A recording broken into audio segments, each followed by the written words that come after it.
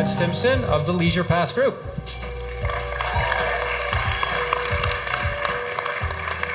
Thank you, Douglas. Douglas and the Arival crew asked me to spend a few minutes talking to you about attraction passes. So let me do that. I want to talk to you about the problem they solve, how they work, who benefits from them. And then at the end, I've got a bit of an announcement, LPG-specific, Leisure Pass Group-specific announcement that I'll share with you all. So I think the pass category and the pass products solve a fundamental problem we've heard quite a bit about today.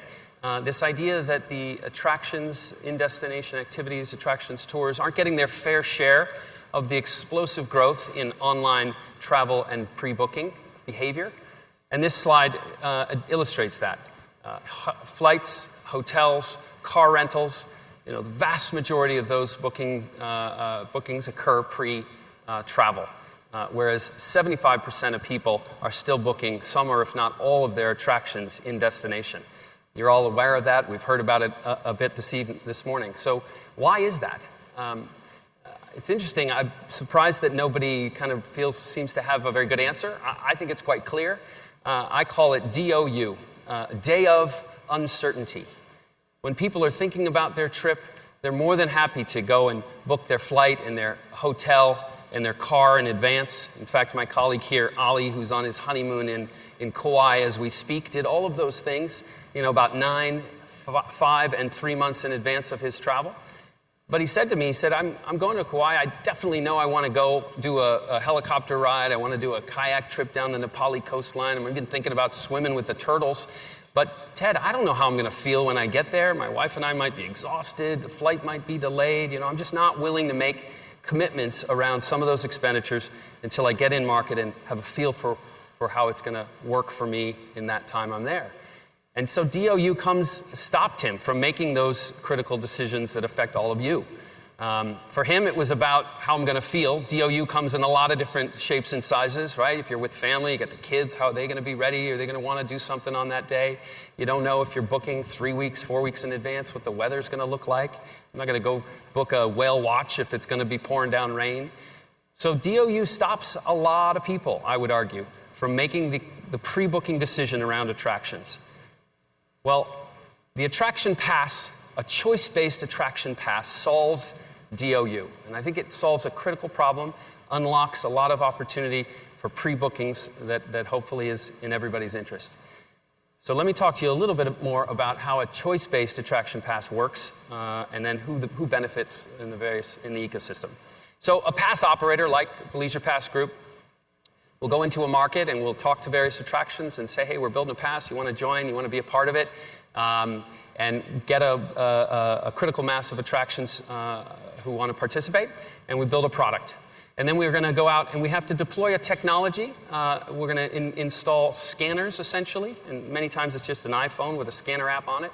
But it's enabling us to validate the person who's coming with the pass upon entry, and ensure that they're validly, that they can go into that attraction. They're supposed to be there on that day, what have you.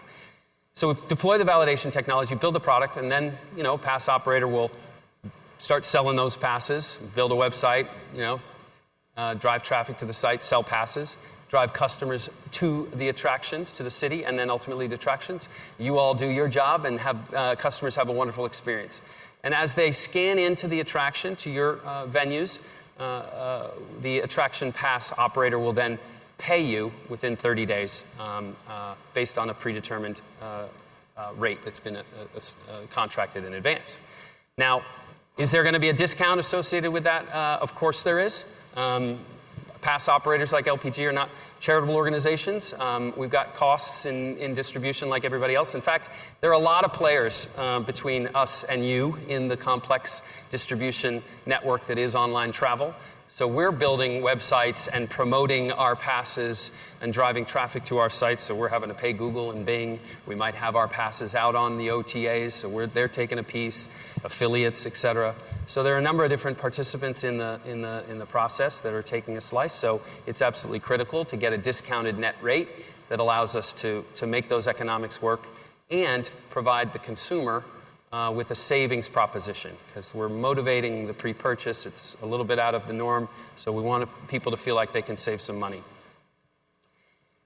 So let's talk a little bit more about the various constituents and how they benefit. We talked about the sightseer and the idea that the choice-based pass eliminates DOU. It's also quite convenient because you get all of your tickets delivered to you digitally in one place on your mobile phone. You get a guidebook along with that, etc.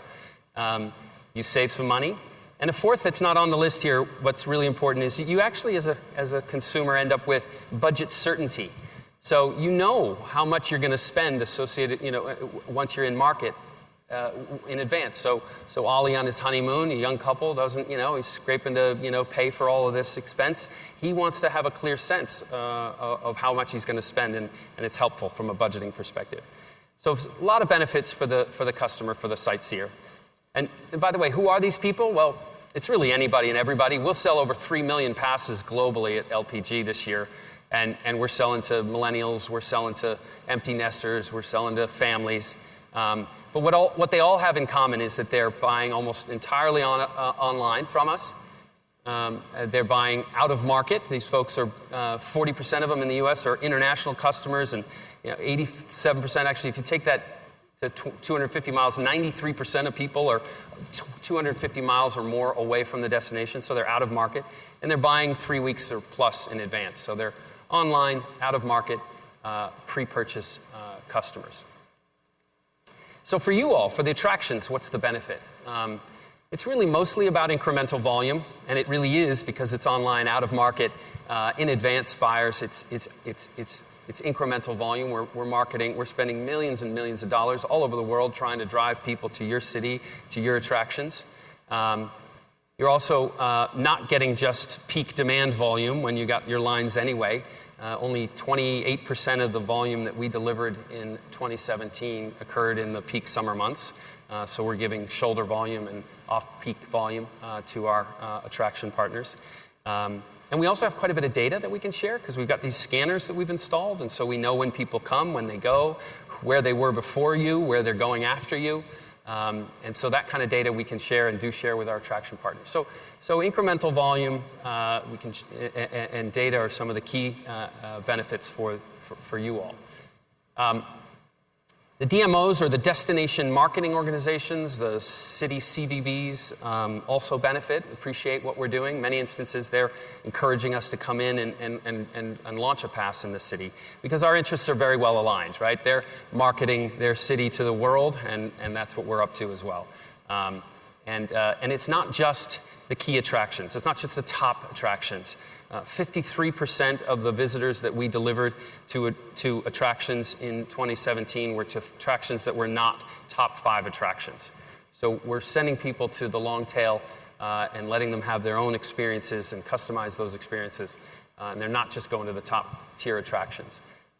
In fact, Fred Dixon, who's the head of the Visitor Bureau CVB in New York, has something he calls his 5 boroughs strategy. It's critical for him to drive people throughout the city, not just not just Manhattan. So our New York pass that has 80 attractions on it, and half of the visits that we're driving are to these attractions that are in the Bronx or Brooklyn or all over the place. So we're well aligned with the CVBs. So that's a bit about what the problem that passes solve, the benefits to the various constituencies, and I think this concept of eliminating DOU, a choice-based pass that eliminates DOU, is really critical. So let me transition two quick slides about Leisure Pass Group. We are a combination of 3 different pass companies that have come together in the last 18 months. Smart Destinations, many of you may know here in the US. It was a Boston-based company. Leisure Pass was a business in London that was doing passes in Europe all over the place. And then the New York Pass is obviously focused on that geography. We brought the 3 businesses together. We call it the Leisure Pass Group. We sell and distribute passes under 2 umbrella brands. One, the Go City brand, so Go Las Vegas Pass, the Go Boston, Go San Diego, mostly in the US is the Go brand. And then we also have something we call our Great Cities brand, New York Pass, London Pass, Paris Pass, Hong Kong Pass. In some of the larger great cities in the world, we do it that way. We are in 36 cities now, all over the world, 17 countries, 5 continents. So we're pretty good at what we do. We got a pretty good sense of how to do this, and we're obviously expanding into new markets. And that's part of what I wanted to talk about. The announcement I wanted to make here today is that in our European business, for almost a decade now, we've done something, we call it our Leisure Pass operating system. It's basically a B2B attraction pass in a box. If you want to operate a pass in your city, you want to get together with other attractions and come together and say, let's build a pass, let's align with or partner with our visitor bureau and launch a pass. We can help. We can provide you with the validation technology. We can help you build a website, do the marketing, because we're pretty good at that. You build the pass, you build the product, and we can do the rest. So the Leisure Pass operating system, we're launching that into the North American market today. We're announcing that here at Arival. And if any of you are interested in something like that, we're suggesting that any city that has at least 500,000 annual leisure visitors and at least 10 attractions that want to participate in a pass, we think that's a target that we can support in this way. So we'd love to help you market your city to the world. So thank you very much. Happy to answer any questions, Douglas, if you have some. Thank you, Ted. Sure thing. So when I think of multi-attraction passes, I tend to think of the big attractions. I'm thinking zoos, museums, iconic attractions like the Empire State Building, for example. So that's general admission, and I can use the pass over X number of days, and I can go anytime. Yep. But more and more attractions are using things like timed entry and different things to manage flows, also for dynamic pricing to generate more revenue per head. Yep. So if I'm an attraction, or maybe I'm a tour operator that would like to participate, but I've got a set departure time. How does that work? Can I do that in an attraction pass? Yeah, you absolutely can. We're more geared towards a free sale environment, as you can imagine, because we're selling passes well in advance. We don't know when people are going to come, and we want them to be able to get in whenever they can. But we can absolutely solve for the time ticketing, seated tour, if you will, with hey, here's your pass, and included is a seat on a tour.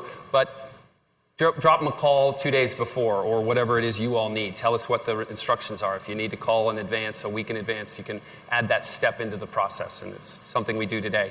We sell Red Sox tickets on our Go Boston card, for example, and we have inventory that's set aside for us in that way. So we can make those kinds of things work for sure. Great. Fantastic. Ladies and gentlemen, Ted Stimpson, CEO of Leisure Pass Group. Got to pick your t-shirt, please. I like the colorful ones.